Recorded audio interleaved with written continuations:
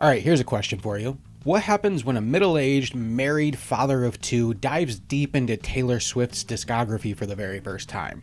Well, you're in the right place to find out because that's what we're doing. Hey everyone, and welcome back. And if you're new here, I'm Kyle, and I'm on a journey to listen through Taylor Swift's entire discography in chronological order. I started with the debut album and then went to Fearless, and now today we're here to talk about Speak Now, and I gotta say, I'm pretty excited about this one.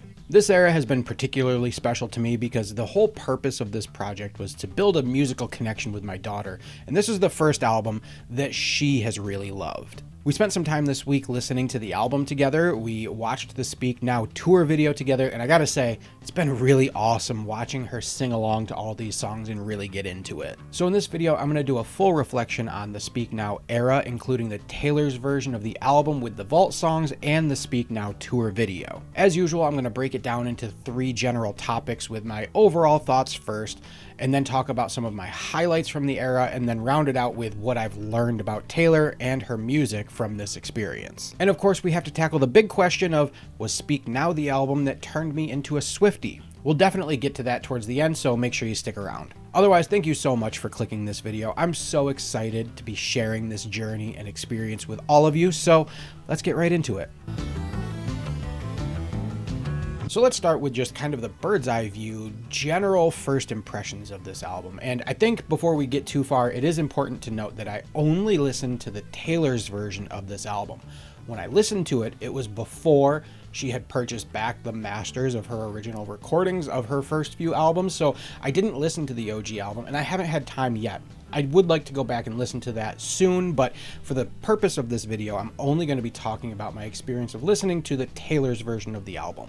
That being said, I kind of came into this album expecting more of Fearless, but I think what I got was something that was a little more mature. You know, clearly still in the late adolescence, early adulthood phase. The songwriting and the structures of the songs weren't a huge leap forward, but there was a big step forward in tone and the lyrics, which I loved. The one thing that really impressed me here with this album was the range of styles and genres that she was able to pull from. It was nice to see the continued step away from the pop country of the debut album. I felt like, the first album was a pop country album. Fearless was a more of a pop album with some pretty heavy country elements, and I feel like Speak Now, at least the Taylor's version, has been more of a step in that direction, more towards the pop. Yes, there are still some country elements there, even maybe a song or two that are basically country songs, but it's more geared towards the pop end of things and kind of shedding some of that country stuff. But meanwhile, all throughout the album, she's kind of experimenting with other styles and genres. There are just some straight pop songs, there are some rock songs, some pop punk songs, and I thought that was a whole lot of fun to hear her kind of experimenting with different sounds. To be honest, I was a little worried at first that jumping from style to style like that would lead to it not feeling like a cohesive unit of an album, but I think the thing that really ties the whole thing together is just how honest and genuine and authentic she is. That really ties it together and makes it feel like a solid album despite kind of pulling on so many different styles and genres. Overall, I think I connected to this album in pretty much the same way that I connected to the debut album and Fearless, which is to say that as a married 40-year-old guy, I don't have any real fresh experiences that I can directly relate to a lot of her music, but she makes it so easy for me to kind of reminisce and think back to what it was like for me at those ages, that I can remember what it feels like, and I kind of connect with it in that way. More of a retrospective kind of thinking back to my time at that age, more than, something that I'm currently living, which has been just as fun. In terms of highlights and skippable songs on this album, I'm really having a hard time. I just to come clean, I don't think I have any skips for this album. I liked every single song for what it was in its own way. Some I liked more than others, and I have two that were kind of my standouts, but I don't think there's any song on here that if it came on, I'd say, nah, I'm gonna skip this one and go to the next one. They're all just that good. But in terms of my favorite songs, I've got two. One from the original track listing that was on the album as it was released, and one song from the vault. The track listed song is Dear John. That song just slays. I love that song. You can always get me with a good blues song, but the fact that it is a blues song that was intentionally modeled on John Mayer's sound and style, it was just perfect. The music was really good.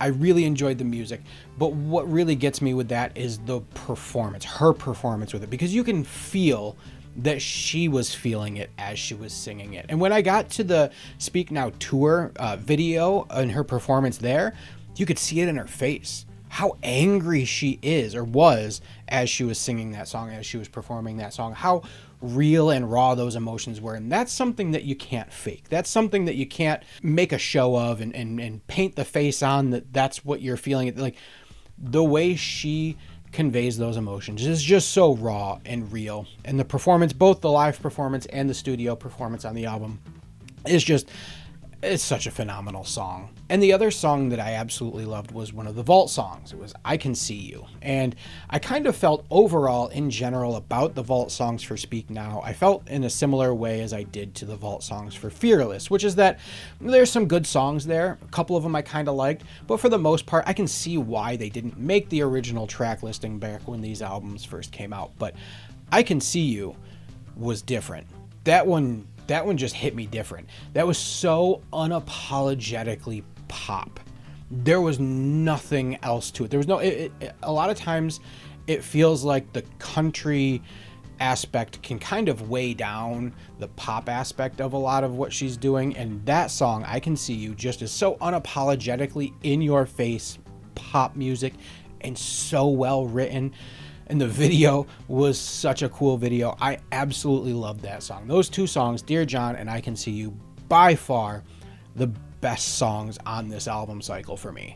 And I have to throw in too that other than Dear John on the Speak Now tour video, I really liked Fearless with that little addition of I'm Yours. It was just such a cool little thing to add into a new version or a new rendition of that song, which is one of my favorites of hers anyways.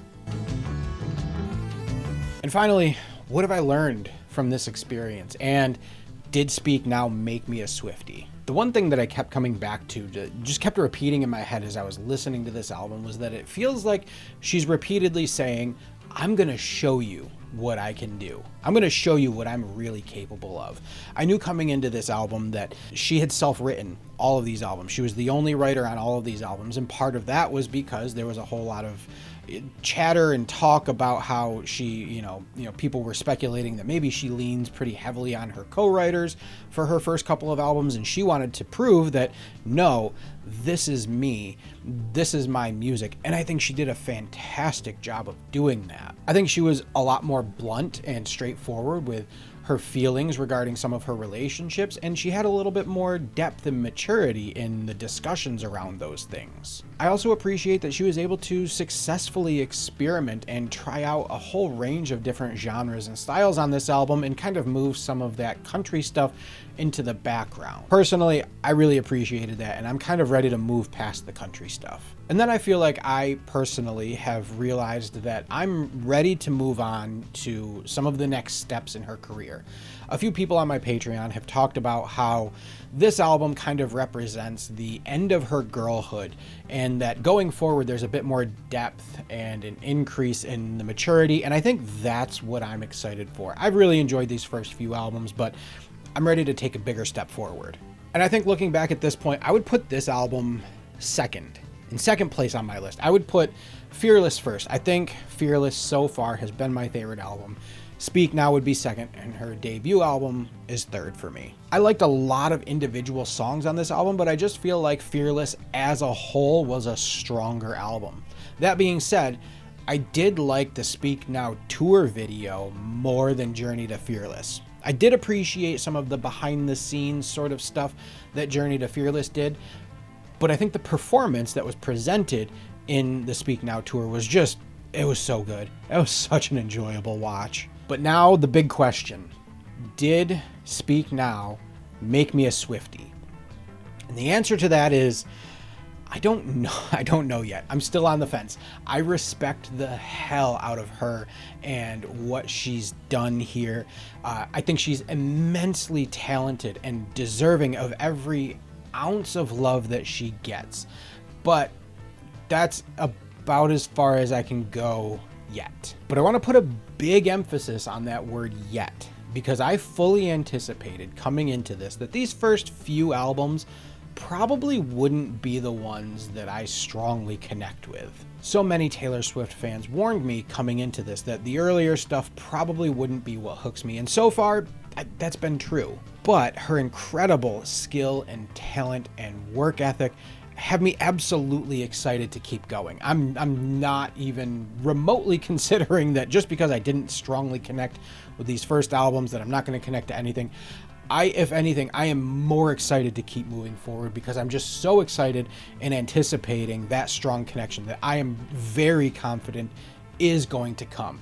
Just because I haven't connected strongly with the first 3 albums doesn't mean that that connection isn't coming soon. And I feel like it is. And I mean, we have a little ways to go. I'm only 3 albums into what, 11 or 12 that are in her discography. And while I've appreciated the first 3 albums, I think it's the future albums that I'm really looking forward to falling in love with. So those are my honest thoughts on the Speak Now era, from the just incredible storytelling on the album to the magic of that live performance. It was all just quite an incredible experience, and I hope you enjoyed coming along on this deep dive journey with me. I so appreciate you watching this video all the way through, and if you want to get it ad-free and a few other perks to go along with it, check out my Patreon page. The link for that is down in the description. And if you enjoyed this video, I would so appreciate you letting me know by giving this video a like, and I'd also love to hear what you think. Leave a comment and let me know what was your favorite part of the Speak Now era. If you want more of this, don't forget to subscribe to my channel, because next I'm moving on to Red, and I can't wait to see you then. Music was everything to me growing up, but somehow life got in the way, and for 15 years I barely listened to anything new. Now I'm 40 and I'm diving back in, one song, one album at a time, and sharing that journey with you. Welcome to HendyCreek.